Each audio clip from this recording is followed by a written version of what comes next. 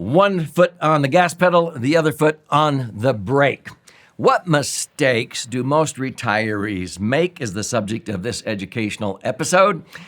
Putting money into tax-deferred IRAs and 401ks and simultaneously sending extra principal payments against your mortgage to get out of debt is counterproductive. Get ready. I'm going to give you insights into how not to go down the highway with one foot on the gas pedal and the other foot on the brake pedal.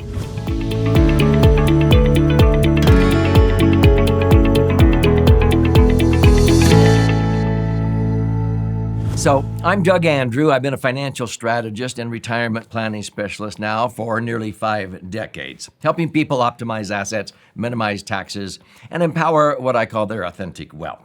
I've noticed that most Americans are going down the highway of life trying to achieve this destination we call financial independence. And they usually have one foot on the gas pedal and the other foot on the brake pedal. So what am I talking about? Most people save money in tax-deferred IRAs and 401ks because they're following the herd and they've been told, you'll likely be in a lower tax bracket when you retire. Well, that has not been true or axiomatic, automatically the assumption now for more than 25 years. Most people who save money are not in a lower tax bracket when they retire. And so I'm always having to sort of cure that disease. Now, the word disease means dis-ease. You're not at ease. When we're not at ease physically, we call that disease, dis-ease. Many people, when they approach retirement, are not at ease financially. And so oftentimes I have to cure that financial dis-ease. I wish I could have prevented it years or decades earlier, but most Americans just sort of put their head in the sand and they don't even realize it's open season at retirement with the IRS. And so let me talk about this foot on the gas and foot on the brake. If you put money into tax-deferred IRAs and 401ks, thinking that by deferring, procrastinating, paying tax later down the road is the smart way to go because you'll likely be in a lower bracket, most people who save money are not in a lower tax bracket. Why? Well, it's because they've had the other foot on the brake pedal, so to speak. Many people in retirement have paid off their house, so they don't have those mortgage interest deductions anymore. They've been killing those. They aren't contributing money during retirement to IRAs or 401ks, so you don't have those deductions anymore. You don't have children living with you, or if they move back in, you can't deduct them anymore as dependents, even though they are depending on you. And if you're a business owner, you don't have those deductions anymore. And what else is happening? Because of irresponsible government spending and the printing of money, taxes are going up, directly or indirectly, because inflation is also a hidden tax. So let me give you an example here. I've taught advanced continuing education to many CPAs and tax attorneys. And when I actually, start teaching them that, it's not the smartest way to go to continue to defer paying tax on traditional IRAs or 401ks, and then telling your clients when they hit age 59 and a half, if you don't need the money yet, keep deferring until you're age 72. And then if you don't need the money, only take RMDs, required minimum distributions. That's the worst advice, I think, for most Americans. And it's mainly because these accountants, maybe even if they understand how to safely get you through retirement and not outlive your money, a lot of CPAs, accountants, they are reactive. They're telling you where you spent your money.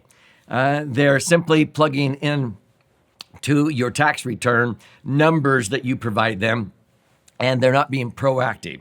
And it's sort of like this cartoon that I hired a cartoonist to create. Did I tell you about the parachute?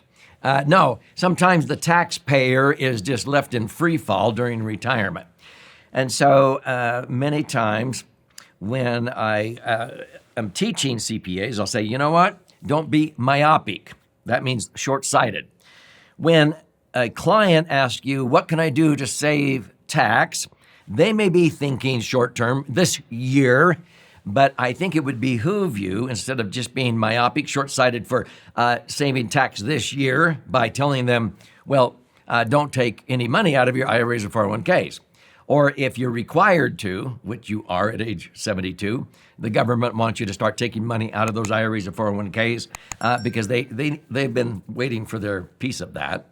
And so at age 72, you have to take out a certain amount of your IRAs or 401ks based upon your LE. That means life expectancy. Let's say your life expectancy at age 72 is 20 years. You'd have to take out 1/20th.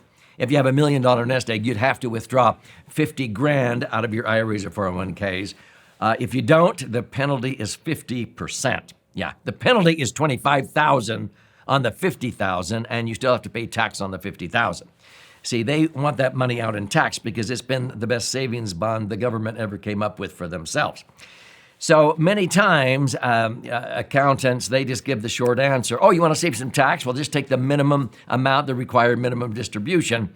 What the accountant should be asking, are you referring to how much you should pull out this year? Do you want to save tax just this year? Or do you want to look at the big picture and save tax over the rest of your lifetime? Because if that is what you're trying to do, then I would recommend you do not stretch out the taxes on those IRAs or 401ks. Do not take RMDs. So I teach these CPAs and tax attorneys how to do strategic rollouts. Now, some of them, they've had their head in the sand. And I say, a strategic rollout is not a rollover. They go, and what is that? You're getting the money out of those IRAs or 401ks in today's lower tax brackets rather than thinking taxes in the future will be lower. No, most people agree they're going to be higher. And you're subjecting them to tax. And they go, well, what if they don't need the money? I said, well, you don't need to spend it. You reposition it into something that's going to be tax-free from now on and eventually reimburse you for the taxes you pay during the rollout. And they go, what's tax-free? And I'm just like blown away. They didn't know what they didn't know. So I have to teach them about max-funded indexed universal life insurance contracts. When they're structured correctly and funded properly, they are called what I deem a laser fund. Laser is an acronym that stands for Liquid Asset Safely Earning Returns. And I teach them this is how people for over 108 years now in the Internal Revenue Code, Section 72E, 7702, and 1018. They come to learn about those three sections of the code because they weren't required to learn about them to get their accounting degree or to become a CPA or to get their LLM degree, a master's in taxation. So they come for advanced continuing education and they go, oh my heck, you can accumulate, access, and transfer money tax-free in the Internal Revenue Code using one of these insurance contracts? Yeah, and I have averaged 11%, netting 10% cash on cash, and they're like blown away. But sometimes they go, oh, well, I don't want to be embarrassed going back to my clients and telling them there's a better way when I've been telling them to follow the herd and put money in IRAs or 401ks. And I just roll my eyes. It's like they learn it, and then they don't even proactively go out and teach their clients about these phenomenal strategies. So I would recommend you learn how to do this. And so this is why I'm very passionate about providing you with information. This is my most recent best-selling book. It's been flying off of our warehouse shelves. It's called The Laser Fund, How to Diversify and Create the Foundation for a Tax-Free Retirement. Far better. This knocks the socks off of traditional IRAs and 401ks. And so this retails for $20. I want to gift it to you free. This is how you claim your free copy. Simply go to laserfund, laserfund.com, or click on the link below. You contribute a nominal amount towards the shipping and handling, and I'll cover the rest of that cost, and I will pay for the book. I will fire out a hard copy to you. It's 300 pages. It's actually 2 books in one. This side is 200 pages, 14 chapters, with all the charts, graphs, and explanations if you're a left brain learner. If you're a right brain learner, you learn more by the stories. You flip it over and read this one. This is about 100 pages, 12 chapters with 62 chicken soup for the financial soul stories. If you want to use your whole brain, right brain, left brain, read both of these books. But to go in and claim your free copy and then check out while you're in there. If you like to listen and learn, watch and learn, there's even regular educational webinars we teach. They're free. You can even schedule an appointment to talk to a financial professional on how a laser fund can be designed correctly in your particular set of circumstances. But this is about you and your brighter future. Do not go down the highway with one foot on the gas pedal and the other foot on the brake pedal. That's counterproductive.